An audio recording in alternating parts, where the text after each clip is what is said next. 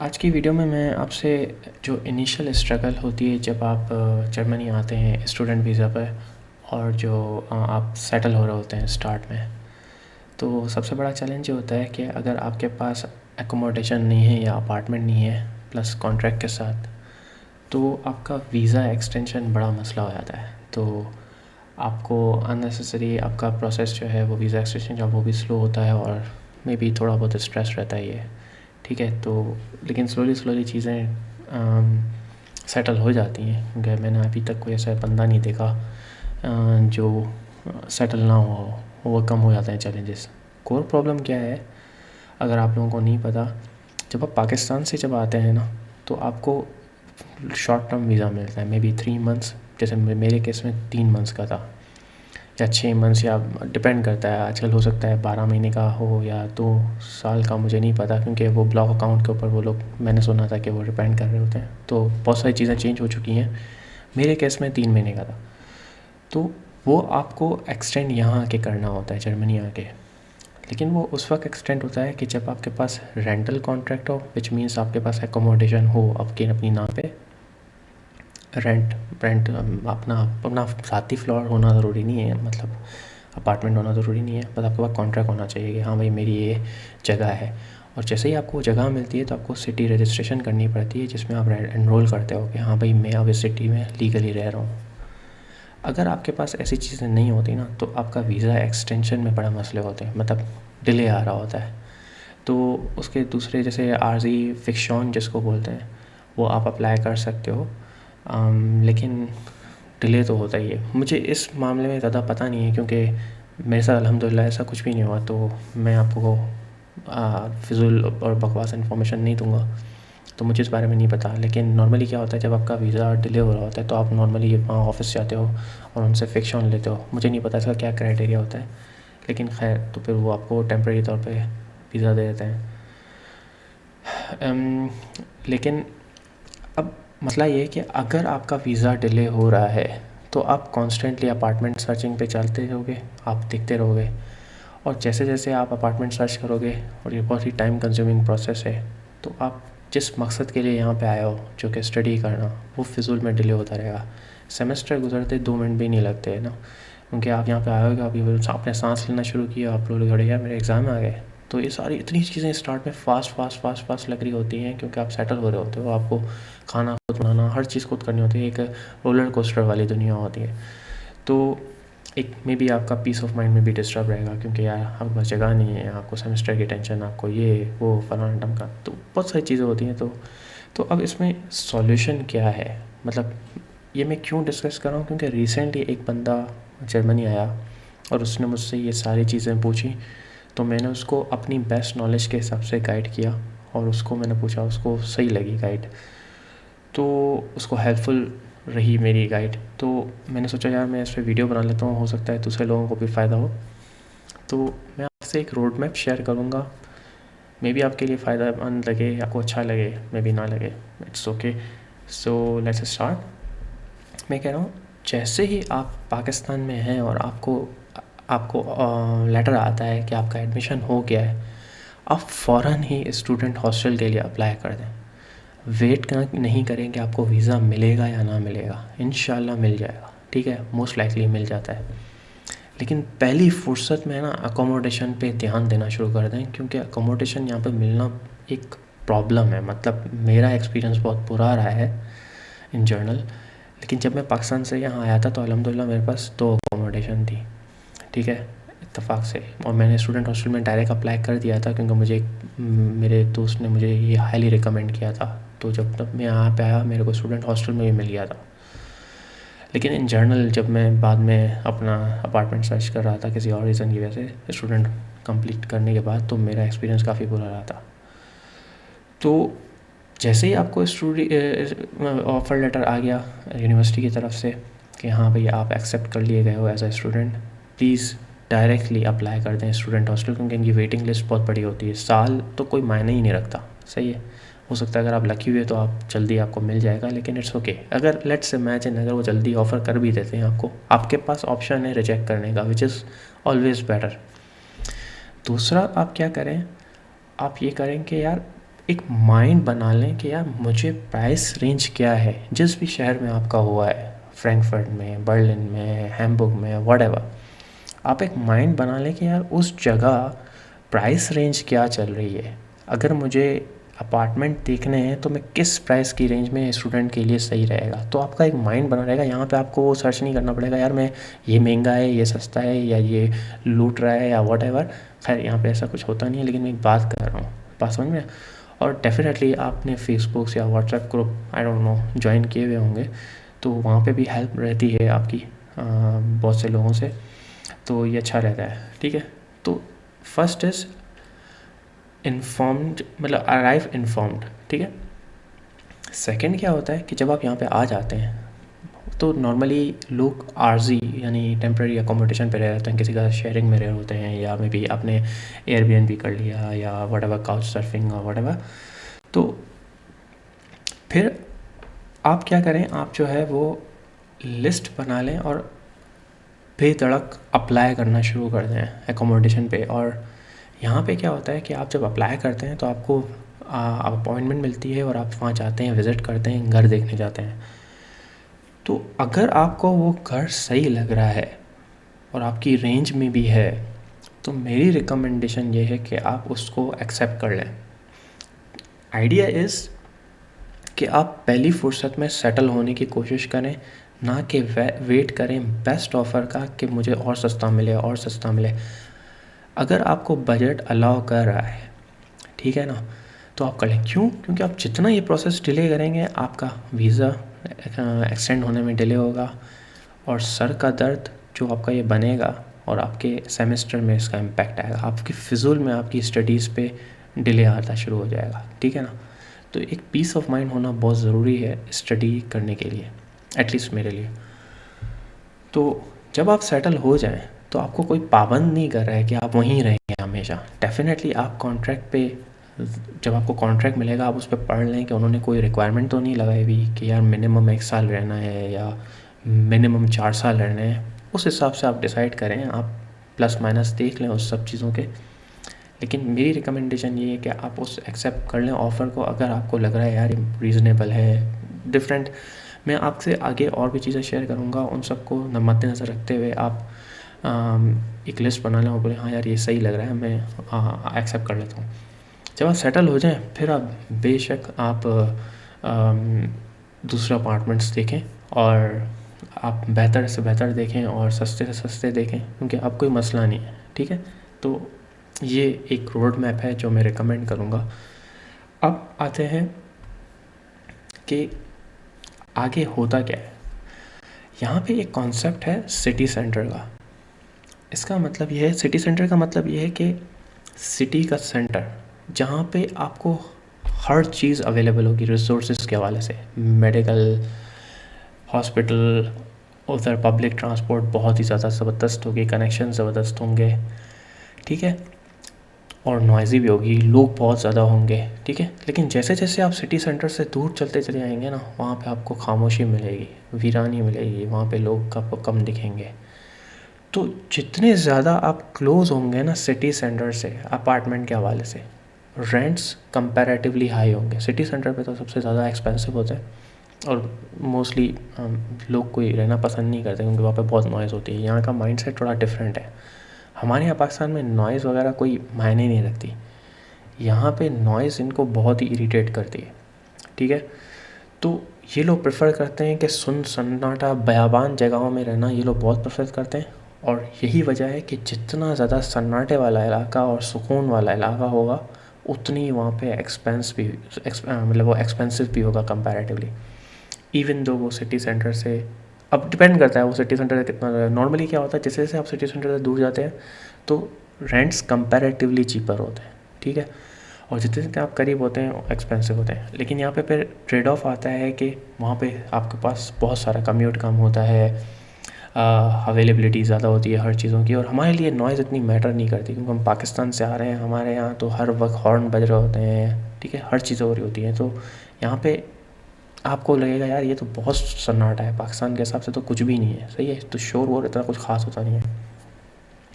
दूसरी बात, जब आप दूर जाते हैं तो डेफ़िनेटली आपको कम्यूट करना होता है, ठीक है? और पब्लिक ट्रांसपोर्ट में आप इनिशियली सफ़र करते हैं, मतलब ठीक है, क्योंकि आप स्टूडेंट होते हैं।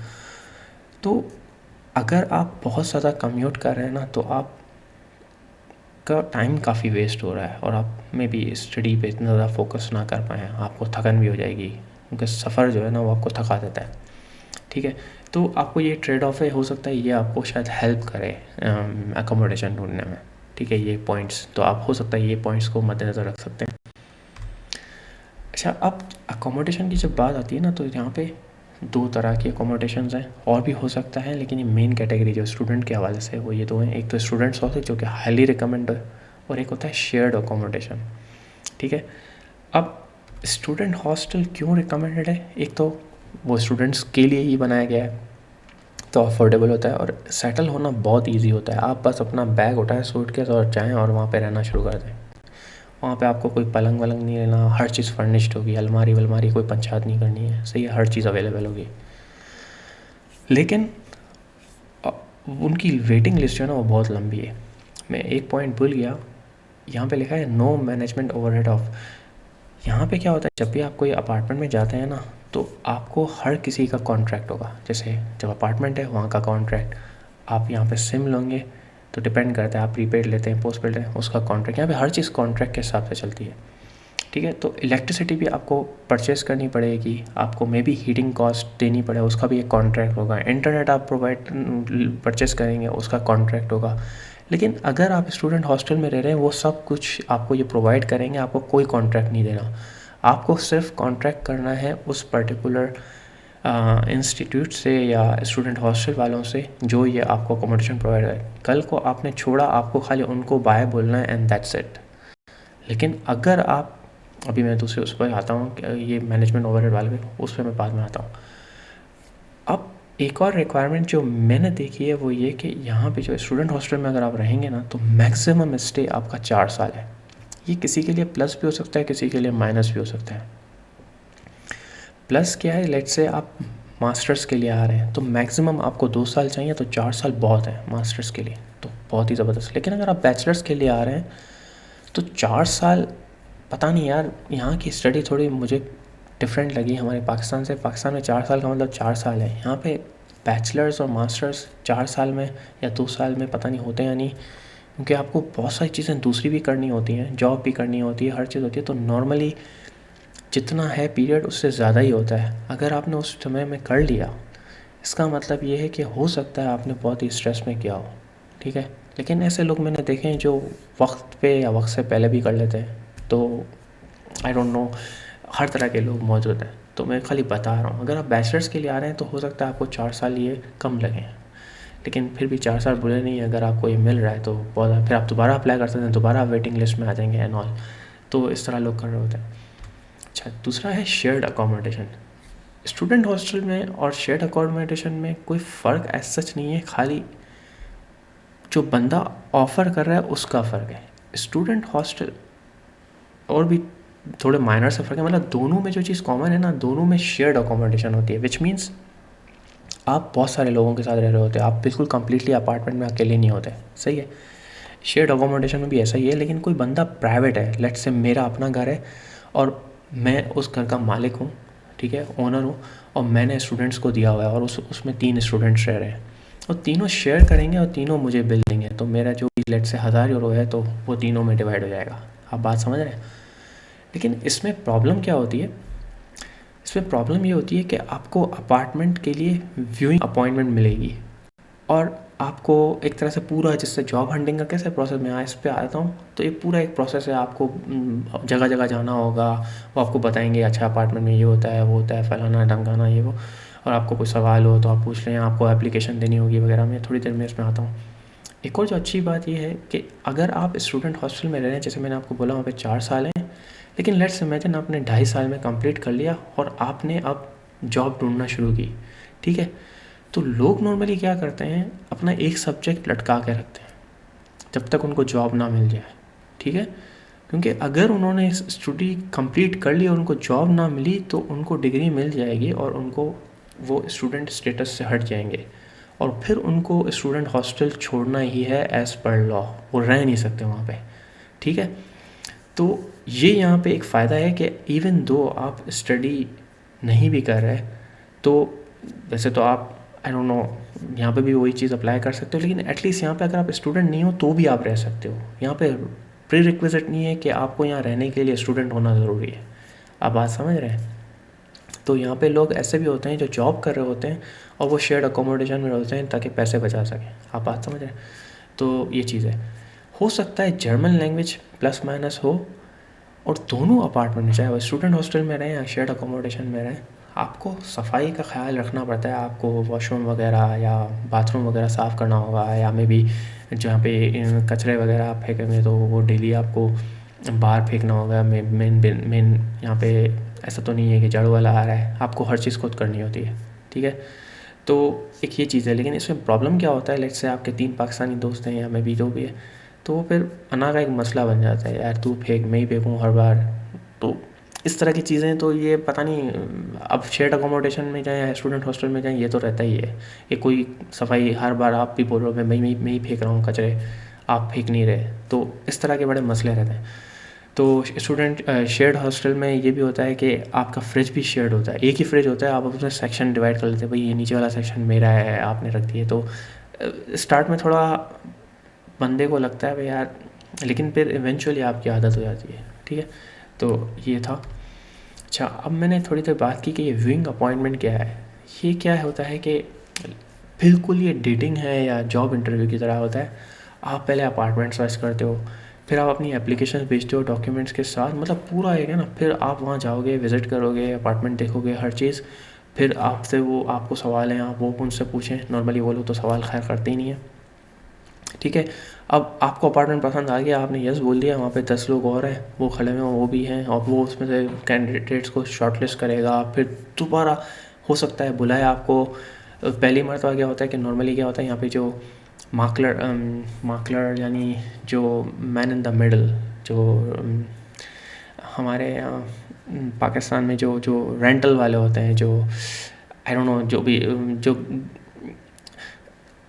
मुझे वर्ड नहीं आ रहा, मतलब वो ये होते हैं कि वो जो ओनर है उसको हेल्प कर रहे होते हैं। वो सारा प्रोसेस, ये सारी हेडेक है ना, वो खुद पाल रहे होते हैं। वो टेनेंट जो मालिक है वो उनको पैसे दे देता है कि भाई आप ये लें और मेरे लिए सारी पखराट जो है ना आप पालें, और मुझे फाइनली ये 3-4 कैंडिडेट्स मुझे दे दीजिएगा, मैं फिर बाद में उनसे फाइनल इंटरव्यू करूँगा और फिर मैं सेलेक्ट करूँगा। तो ये पूरा एक बड़ा ही हेडेक होता है प्रोसेस का। तो ये होता है शेयर्ड हॉस्टल में कि आपको ये सारी पंचायतें पालनी पड़ेंगी। आप एप्लीकेशंस भेजोगे, व्यूइंग करोगे, फिर आप बोलोगे यस, वो आपको रिजेक्ट कर देंगे, हो सकता है आपको एक्सेप्ट भी कर लें, वगैरह वगैरह।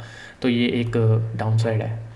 स्टूडेंट हॉस्टल में क्या होता है, आपने अप्लाई किया, वो बोलेंगे, उसमें वहाँ कोई व्यूइंग अपॉइंटमेंट नहीं होते, वो बोलते हैं भाई यही घर है, आपको लेना है लो, नहीं लेना जाओ बाहर में जाओ, क्योंकि हमारे पास 10 स्टूडेंट और हैं, ठीक है। तो ये है, इसमें ऐसा कुछ नहीं होता। अच्छा, रेड फ्लैग्स क्या है? रेड फ्लैग्स ये हैं कि यहाँ पे भी लोग, हर जगह लोग अच्छे बुरे होते हैं, यहाँ पे भी ऐसे लोग होते हैं जो आपको टोपी कराने की कोशिश करते हैं। तो आप उनसे मोहतात रहें। और सबसे उनका एक टिपिकल होता है कि यार, यहाँ पे इम्पॉर्टेंट बात ये है कि जब भी आपको कोई बंदा, आप एप्लीकेशन भेजेंगे, वो कभी भी आपको ये नहीं बोलेगा कि भाई आपको अपार्टमेंट मिला, आप प्लीज़ पैसे ट्रांसफ़र कर दें। कभी भी पैसे ट्रांसफ़र तो करने ही नहीं है, ठीक है। सबसे पहले यहाँ पे प्रोसेस यही होता है, स्टूडेंट हॉस्टल को छोड़ के, स्टूडेंट हॉस्टल भी पहले आपको बुलाएगा, साइन करवाएगा कॉन्ट्रैक्ट, उसके बाद पैसे मांगेगा, ठीक है। और यहाँ पे पैसे का प्रोसेस ये होता है कि स्टूडेंट हॉस्टल आपसे साइन करवाता है डॉक्यूमेंट, और वो बोलता है कि ये आपके बैंक से हम खुद ब खुद ऑटोमेटिकली डिडक्ट कर लेंगे, आपको पे नहीं करने पड़ते। लेकिन शेयर्ड अकोमोडेशन में ऐसा नहीं होता, आपको खुद मैनुअली पे करने होते हैं उनको। और आप एक तरीका होता है बैंक का कि आपको भूल ना जाए तो आप वो सेट कर देते हो, एक तरह से स्केड्यूल कह लो, तो वो आप ऑटोमेटिकली आपके बैंक से ट्रांसफ़र होते रहते हैं उनको हर पर्टिकुलर डे में, ठीक है। तो वो जब भी आपको कोई बंदा बोले ना मेरे को पैसे भेज दो, फिर मैं आपको, आप बोलो भाड़ में जाओ, मेरे को नहीं करना है, सही है, कभी भी पैसे भेजने की नहीं है। जब तक आपके पास कॉन्ट्रैक्ट नहीं आ जाता आप पैसे नहीं भेजें। कॉन्ट्रैक्ट इज़ मस्ट, अदरवाइज़ वो सब स्कैम है, बकवास। तो लुबे लुबाब ये कि अगर आप यहाँ आ रहे हैं और आपका बजट आपको अलाउ कर रहा है कि यार आप थोड़ा हायर पे रेंट पे कर लें, तो ये आपको वीज़ा एक्सटेंशन में भी हेल्प करता है और आपकी जो अर्ली स्टडीज़ है उसमें भी थोड़ा हेल्प कर देता है। तो आपको हेडेक नहीं रहती, आप जल्दी सेटल होने की कर लेते हैं और फिर आप सेमेस्टर पे भी फोकस कर पाते हैं, जो कि आपका ओरिजिनल मकसद है। और फिर फाइनली आप साइड बाय साइड सेटल होने ही करें, अच्छे अपार्टमेंट देखें, क्योंकि आप तो यहीं हैं। तो आपको फिर सिटीज़ की जुड़ी अवेयरनेस भी होती है कि अच्छा यार ये सिटी का इलाका ज़्यादा अच्छा है, ये बना स्टार्ट तो आप आ रहे हो तो आपको कुछ पता ही नहीं होता है ना, तो आप सेटल होने ही कर रहे हो। तो बस ये बात थी। तो आई होप कि आपको ये थोड़ी हेल्पफुल रही हो। अगर आपको कोई सवाल हो प्लीज़ डू टेल मी।